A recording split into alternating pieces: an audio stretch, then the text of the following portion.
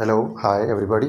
In today's tutorial, we will learn how to stop or how to block the inappropriate videos or a post.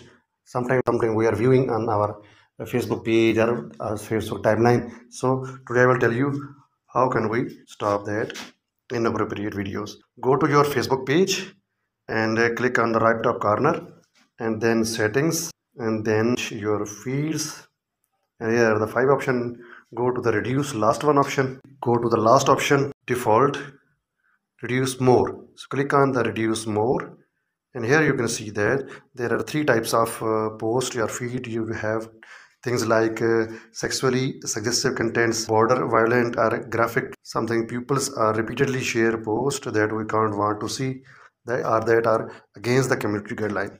So as we click on the OK button, then you see that in the left bottom corner your savings are changed.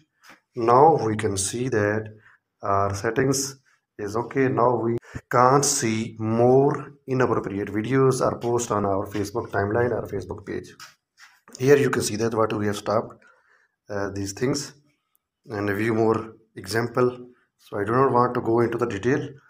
So simple is that by doing these steps, we can reduce the number of inappropriate videos